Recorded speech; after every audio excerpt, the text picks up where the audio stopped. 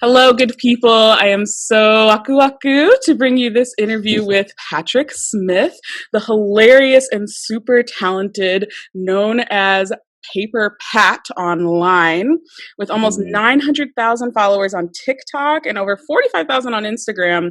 It is safe to say that people like his content, and I'm so grateful that he's taken some time out to speak with me today. Welcome, Mhm. Patrick. Thank you so much, Ella. I'm really honored to be able to be featured.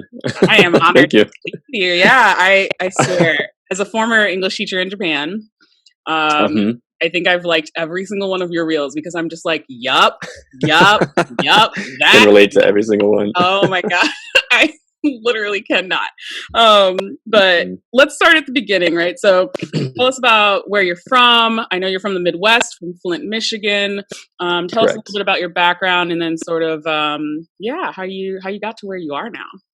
Yeah. So let's see. I was born in Pennsylvania, in Scranton, Pennsylvania, actually, Hey, and lived there until I was about 4. What was that? Sorry. shout out The Office. Right? Yeah. Yeah. Exactly. Um, I grew up there for about 4 years. And then when I was 4 years old, we moved to Michigan, my family, um, where I spent the rest of my time in the U.S. until I moved abroad. So, yeah, my family, I have a dad, mom, older sister, younger brother, and younger sister. My older sister actually moved to Asia before I did. She Oh, actually okay. taught Okay. English in Japan, and kind of was, I wouldn't say like instrumental, but she kind of helped me along my journey. Right. Um, to get to where I am now. Um, when I first moved abroad, I went to China, Beijing, China, and I taught there, taught English for 3 years while my sister was teaching in Japan. Got it.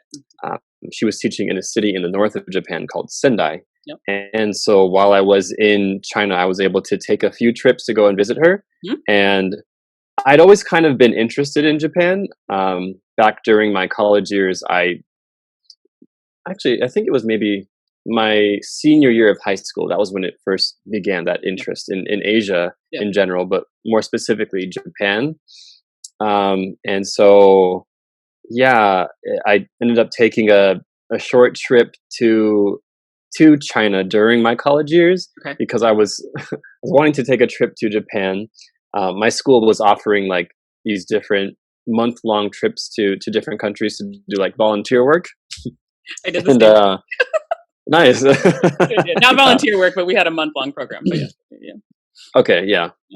Um, and so I wanted to go to Japan, Yeah. but there weren't any trips available for Japan. So I was like, well, China's closed. It's the next best thing. Why not? Yeah. Yeah. Even though they're totally different. Right. Yeah. Yeah. Um, and so I went to China and loved it. I made lots of friends there. I loved the culture. It was super interesting, and I wanted to go back to China after Mhm. I graduated from college.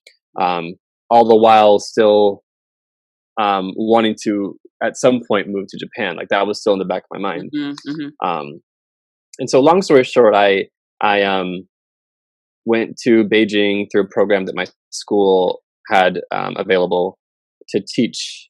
Okay. Um, I studied communications in Oh. college, so it wasn't at all like Yeah. education related. But Yeah. the school, the school I taught at in China, as well as a few other schools in the area, had a really strong relationship with my college. Got it. So they said, whoever you send our way, we'll accept as English teachers. Mhm. As long as they have like a degree from your school, like we trust them, we'll Mhm. accept them as teachers. So Mhm. it was really cool. Even though I didn't have an education degree, I could still go and teach, Right. which is actually um, common for a lot of schools here in Japan. Like, I don't know for a fact that that's the case for most places in China as well. It was definitely for my school there. But in Japan, a lot of schools here will accept people regardless of what they major in order to teach. Um, so, so yeah, I taught there and visited my sister in Japan and was like, oh wow, I like this school, I like Yeah. this country. I still like this country rather. Like Yeah. I've Yeah. always liked it, but Yeah. this is cool actually being here and seeing it. The kids were really cute. I Yeah. taught middle school and high school Okay. in China, and she taught kindergarten. So like seeing young kids and how cute they were, and them like trying to speak English with me was just really adorable. I was like, Yeah. I gotta move here. Like this Yeah. is amazing. Yeah. And so I did. I applied to her school actually, because her bosses saw me kind of like interacting with her kids and Right. helping out with one of the events they had that I was able to attend while I was there. They're like, "You're a really like good worker. You are establishing a relationship with the kids, even though you're just visiting. If you're ever interested in coming to our school, like let us know." Right. And so I was like, okay, one more year in China, and then I'm definitely going to the school. Yeah. So so I transitioned then to Japan. At the same time, she was transitioning back to the U.S. Okay. She had gotten married and was moving back, so she's in the U.S. now. Yeah. But I was there in Sendai for 5 years teaching at that school, and then I moved to Tokyo, where I live now, in April of, or actually the end of March of this year. So that's kind of the journey. Well, it's almost sort of a family thing, right? Like, do you think your younger siblings will also go teach abroad in Asia? No. Actually, ironically, it's like a trend.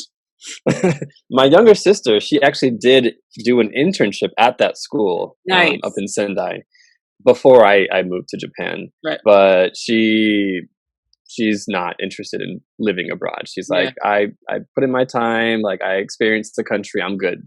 Yeah. And did you speak Chinese at all, or did you just? I can speak some Chinese. I studied for pretty much all 3 years I was there, up until I think the last maybe 4 or 5 months that I lived there. I didn't study because I knew I was going to be leaving the country. Right. But yeah, my school actually, it was mandatory to take a Chinese class your first semester of living in China, like during the first school semester. Right.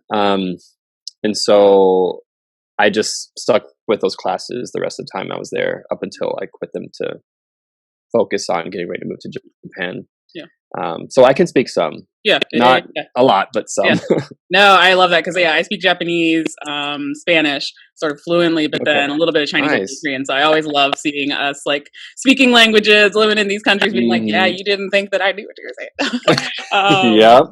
Yep, that's happened before in China for sure. And you're like, oh, did you mean to say that?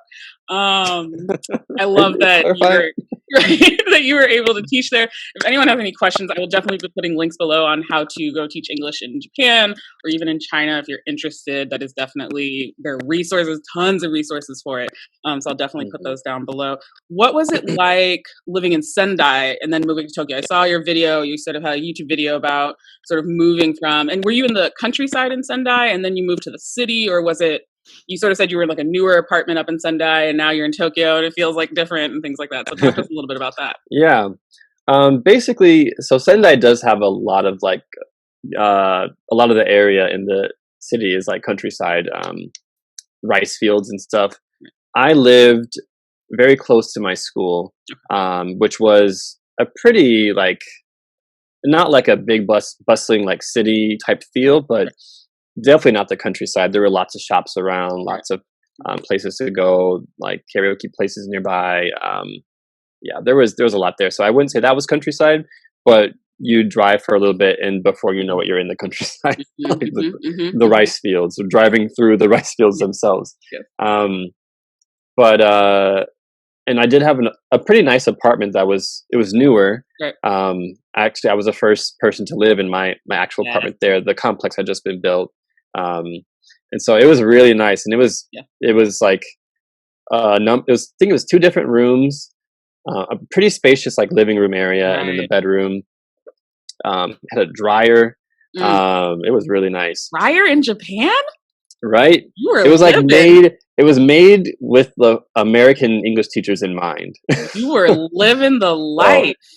I don't was. know, normally you dry your clothes outside like all the other Japanese people and everybody else that lives in Japan. So if you have a dryer, right, you're you made it. I was just lucky, really. I was just lucky. Yeah. So yeah, when I moved to Tokyo, I didn't have that dryer. The apartment was much smaller. It was kind of old, and it was more expensive than the previous, more modern, more spacious apartment I had in Sendai, because Tokyo is just obviously more expensive.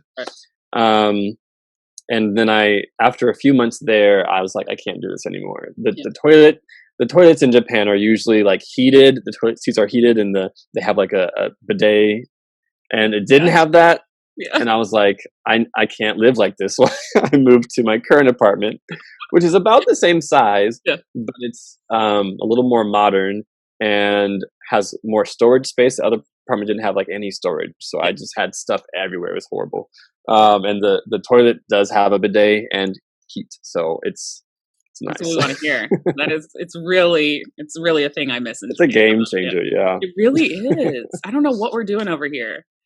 Love that for you. So, what has been like the best part of teaching English? I would say in Asia, but also in Japan, right? I know you Mm, mentioned that you really love helping the students learn. You see their excitement. I remember teaching kindergarten as well. They're so excited to mhm, see you. And it's a really great opportunity mhm. to really break down whatever, they might be built up to believe about Black people Yeah. from America or anything like that. So what is sort of your Mhm. your favorite part, the best part about it in teaching? Yeah. Let's see. The best part is definitely the students. Like the relationships that I build with the students is it's always been the best part. Even when I was in China, like I Mm, just loved interacting with the students and being able to like invest in them. Um, and like you said, like so many of the kids grow up thinking certain things about Black people, and then when they encounter one in person, not just like in passing, but like are regularly having interactions with one of us, it really helps them. It helps them to understand better how the world is in general, yeah. because they're like, okay, this person is Black, but they're not from Africa, which is what Yeah. Yeah. Yeah. the questions you get often. Yep. They're from America, and they're used to thinking that like America means white people, Mhm, mhm. and so you kind of are able to break that down for them and explain like, no, there's lots of people in America. There's Japanese American people in America too, um, and also you get to explain a bit more about Black people specifically and say these are the things that we do. This is how I take care of my hair, this and that, and and so it's really enlightening for them. I love being able to bring exposure in that way. Mm, um, and the kids, like you said, they're very excited. They love their English teachers usually, yeah. and they're so curious. They have Yeah. so many questions, and I love being able to just live in that and Yep. just and love on them. Like Yep. my school now. When I was in Sendai, I didn't teach. I taught kindergarten a little bit Okay. the last few years I was there, but now I'm like a full-time kindergarten Right. teacher Right. alongside of some like elementary Okay. classes that Okay. I teach 3 days a week. Yeah. Um, and I was kind of hesitant going into the kindergarten like full time Mhm, schedule, I guess, because mhm. I've always liked the little kindergarten kids, but um, they require a lot of patience. Obviously, just regardless of where in the world you are, Right. children that age, if you're Yeah. teaching, it's going to require lots of patience, and it definitely does. But they're so loving. They love you so much, and it really it's it's funny because you want to be loved by the Right. people you're around. Like that's Right. natural. Yeah. And it kind of, because they're so young and they're so just naturally wanting to love whatever is bringing them joy, it Yeah. almost can kind of feel like, oh, this isn't like a real love. Like this doesn't count. It's just, of course Yeah. they're going to love me as a teacher, Yeah. but it does count. Like these Yeah. kids are going to remember me. Like whether I am gone tomorrow and they never see me again, or I'm here for another 3 years, like they're gonna remember me, and they're gonna remember how enjoyable my English class was. They're gonna talk about me with their family, with their friends, probably for the rest of their lives. Like it's an Yeah. important thing, Yeah. and so I love being able to be a part of that, That's a a part of great, that learning great process point. for them. That is a great point, right? Because there's that quote, right? People won't remember what you said, but they'll remember how you made them feel, right? And you are really Mm-hmm. leaving an impression on them that you're very correct. Will live with them for the rest of their lives. I still remember my kindergarten teacher. Unfortunately, she just passed Right. away. But yeah, Oh. but like you're always going to remember that experience, right? You also Hmm. made me think of two of your TikToks and reels that you've done that were sort of two of my favorites. The one where they definitely are asking about your hair, Got Yeah. lots of grabs and hairs and things like that. And then the one Mhm. where they asked about your skin, because I Mm, remember mhm. distinctly as a student being like, why is one side of your hand black and the other side is white? And I'm like, okay, so now we're going to have a conversation about that. Right. But the one where you talk about why they're like, you're brown and you're like, I'm brown. And like, I To love me? that aspect. Yeah, yeah, yeah. Yeah. Yeah. No, I love the passion that you have for it, and it's it's evident in your videos, but it's also evident talking to you right now that you really do Mm. enjoy what you do. Um,